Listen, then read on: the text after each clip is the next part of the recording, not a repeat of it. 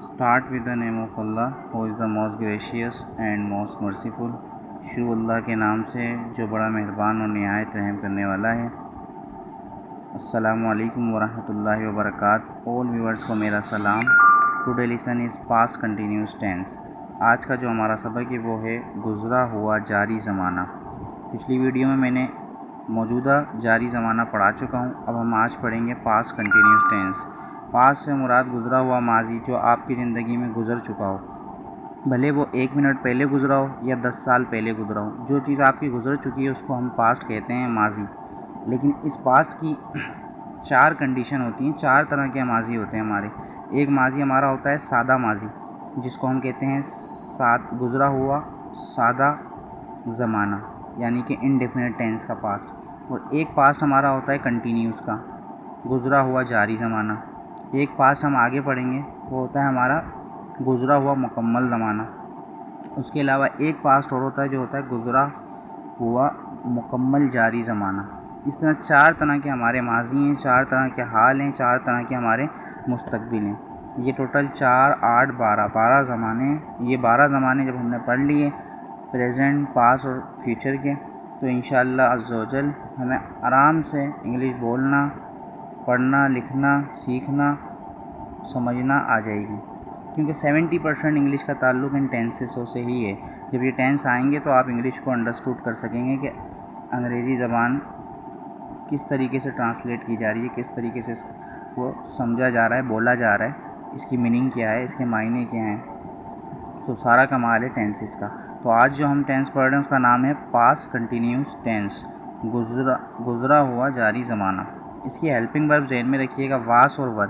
या तो वास यूज़ होगा या वर होगा। ये इसकी हेल्पिंग वर्ब है। इस हेल्पिंग वर्ब के ज़रिए से आपको पता चलेगा कि ये पास्ट कंटिन्यूस है। ये हेल्पिंग वर्ब शो कर देगी कि ये जो माजी है, गुज़रा हुआ ज़माना है, ये ज़माना किसका है, जारी का है, सादे का है, मुकम्मल का है या मुकम्मल जारी का है। तो ये जो वास और वर है ये हमेशा गुज़रा हुआ जारी ज़माने में लगता है, यानी कि पास्ट कंटिन्यूस टेंस में लगता है। इसमें मेन वर्ब जो यूज़ होती है, वर्ब की फॉर्म, वो यूज़ होती है फोर्थ फॉर्म ऑफ वर्ब, जिसको ING फॉर्म भी कहा जाता है, इंग फॉर्म। फोर्थ फॉर्म इसमें हम यूज़ करते हैं जब भी शी, ही, इट और आई, यू और सिंगुलर नाउन आएगा तो वहाँ पे हम यूज़ करेंगे वास, जो इसकी हेल्पिंग वर्ब है। जहाँ भी दे, वी या प्लूरल नाउन आएगा तो वहाँ हम यूज़ करेंगे वर। प्लूरल नाउन 2 नामों को कहा जाता है, सिंगुलर नाउन 1 नाम को कहा जाता है। जैसे अली 1 नाम है, प्लूरल नाउन 2, जैसे कि अली एंड असगर 2 नाम हैं। अच्छा, इसके अब हम जुमले बनाएंगे। अफर्मेटिव सेंटेंस, सादे जुमले। अफर्मेटिव मैं ऑलरेडी पिछली वीडियो में बता चुका हूँ। अफर्मेटिव कहा जाता है सादा सेंटेंस, कहा जाता है जुमला।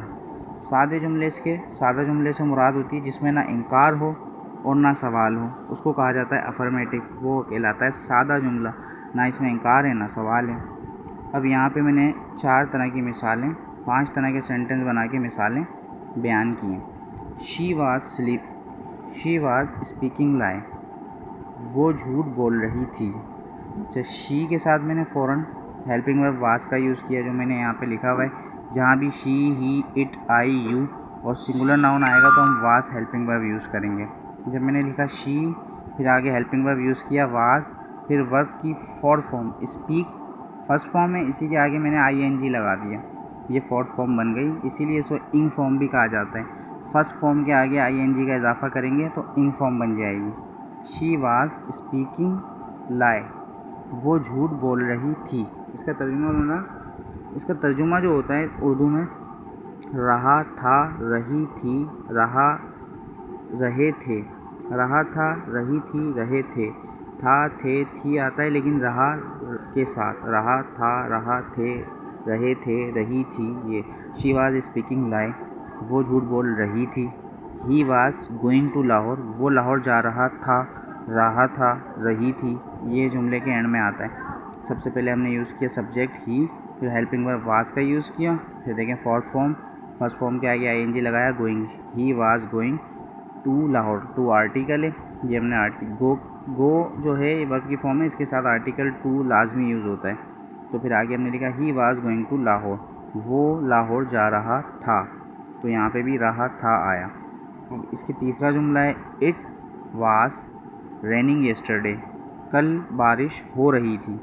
फिर हमने IT इट जो था इसके साथ मैंने यहाँ पे बताया हुआ है कि जब भी इट आएगा तो वाज हेल्पिंग वर्ब यूज़ होगी। इट के साथ हमने हेल्पिंग वर्ब यूज़ करी, इट वाज। और रेन जो है बरसात को कहते हैं, और इसकी ING आगे मैंने लगा दिया, रेनिंग फोर्थ फॉर्म बन गई। It was raining yesterday, yesterday जो गुजरा हुआ कल होता है। इट वाज रेनिंग येस्टरडे, कल बारिश हो रही थी। I was telling you truth, मैं तुम्हें सच बता रहा था। आई के साथ वाज यूज़ होता है, मैंने वाज यूज़ किया। I was telling you truth, मैं तुम्हें सच बता रहा था। You was joking with me, तुम मुझसे मजाक कर रहे थे। इसका जो है यू वाज तुम कर रहे थे, जोकिंग विथ मी मुझसे मजाक, तुम मुझसे मजाक कर रहे थे। जुमले में इस तरह तरतीब में, उर्दू में इस तरह तरतीब दे के बोलते हैं। ये इसके अफर्मेटिव सादा जुमले हो गए। अब इसके हम नेगेटिव और इंट्रोगेटिव सवालिया और इनकारिया जुमले भी इधर बनाए हुए हैं, उसको भी समझा देता हूँ। सबसे पहले नेगेटिव सेंटेंस, नेगेटिव इनकारिया सेंटेंस जुमले।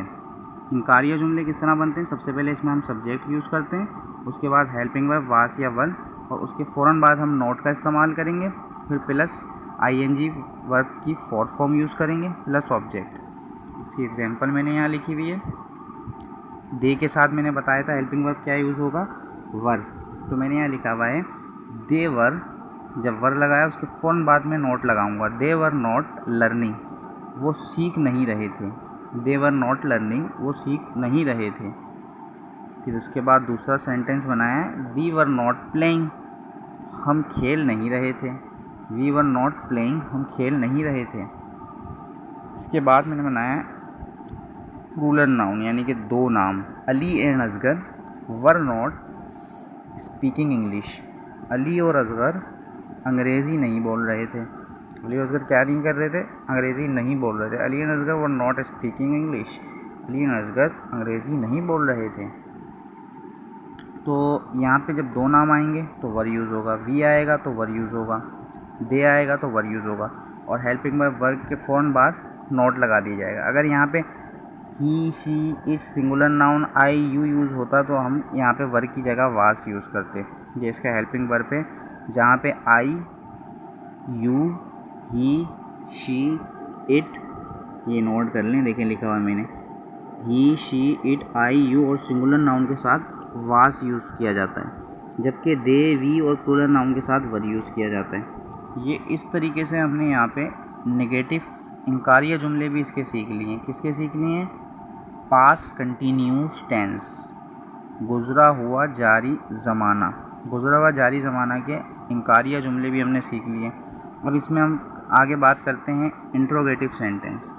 इंट्रोगेटिव सेंटेंस क्या चीज़ है? सवालिया जुमले। इंट्रोगेटिव सवालिया सेंटेंस जुमले। इंट्रोगेटिव सेंटेंस की किस तरीके से बनेगी? इसकी तरीके से बनेगी कि हेल्पिंग वर्ब पहले यूज़ किया जाएगा, वास या वर्ब, प्लस सब्जेक्ट यूज़ किया जाएगा, plus fourth form of verb use की जाएगी, प्लस ऑब्जेक्ट यूज़ किया जाएगा। दोबारा पहले, सबसे पहले इसमें कहाँ यूज़ होगा? सबसे पहले इसमें यूज़ होगा वास या वर्ब, जो हेल्पिंग वर्ब है। वास और वर्ब को आपने वहाँ लगाना है जहाँ पे इसकी कंडीशन बनती है, जो कि मैं चार्ट में बता चुका हूँ। वास कहाँ यूज़ होगा, वर्ब कहाँ यूज़ होगा, प्लस सब्जेक्ट जिसके ऊपर काम हो रहा है, जो सब्जेक्ट होगा, plus fourth form of verb, plus object. ये इसका इस तरीके से तरीक़ेकार है जो जुमला आप बना लेंगे। अब पहले मिसाल इसकी देख लें। वाज शी प्रेइंग नमाज, मैंने वास का यूज़ किया क्योंकि शी था यहाँ पे, शी के साथ वास यूज़ होता है। ये हेल्पिंग वर्ब मैंने पहले लगा लिया, वास, फिर हमने सब्जेक्ट लिखा वाज शी, फिर फोर्थ फॉर्म ऑफ वर्ब लिखी, फिर ये फर्स्ट फॉर्म होती है, इसी के आगे मैंने ING लगा दिया, तो ये इंग फॉर्म फोर्थ फॉर्म बन गई। वाज शी प्रेइंग नमाज, नमाज ये ऑब्जेक्ट हो गया। क्या वो नमाज़ पढ़ रही थी? अच्छा, इसमें याद रखिएगा क्वेश्चन मार्क ज़रूरी है। अगर आप क्वेश्चन मार्क नहीं लगाएंगे इंट्रोगेटिव सवालिया जुमलों में, तो पूरा का पूरा जुमला भले आप सही लिखें गलत कहलाएगा, क्योंकि यही तो इसकी सैम्बल है। इसी से, इस सवालिया निशान से ये वाज़ेह होता है कि ये इंट्रोगेटिव सेंटेंस आपने लिखा है या आपने क्वेश्चन किसी से किया है। वाज शी प्रेइंग नमाज, क्या वो नमाज़ पढ़ रही थी? अब दूसरा जुमला मैंने इसके नीचे बनाया है, were we going to outside, क्या हम बाहर जा रहे थे? Were we going to outside, क्या हम बाहर जा रहे थे? यहाँ पे मैंने देखें वी के साथ वर यूज़ होता है, तो हेल्पिंग वर्ब पहले मैंने रखा, फिर इसकी सब्जेक्ट रखा वी, फिर इसकी इंग फॉर्म गोइंग, गोइंग के साथ टू लगाया, आर्टिकल टू लाजमी लगता है, गो के साथ गो, गोइंग इनके साथ टू लाजमी लगता है। तो were we going to outside, outside यानी कि बाहर की तरफ, क्या हम बाहर जा रहे थे। उर्दू में इसका इस तरीके से तर्जुमा बन गया।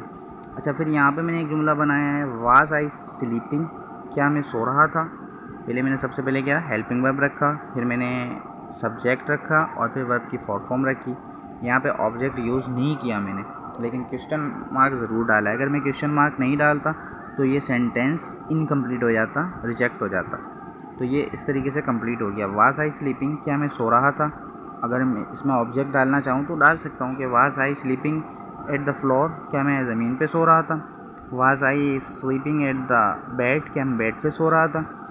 वाज आई स्लीपिंग आउटसाइड, क्या मैं बाहर सो रहा था। Was I sleeping at room, क्या मैं कमरे में सो रहा था।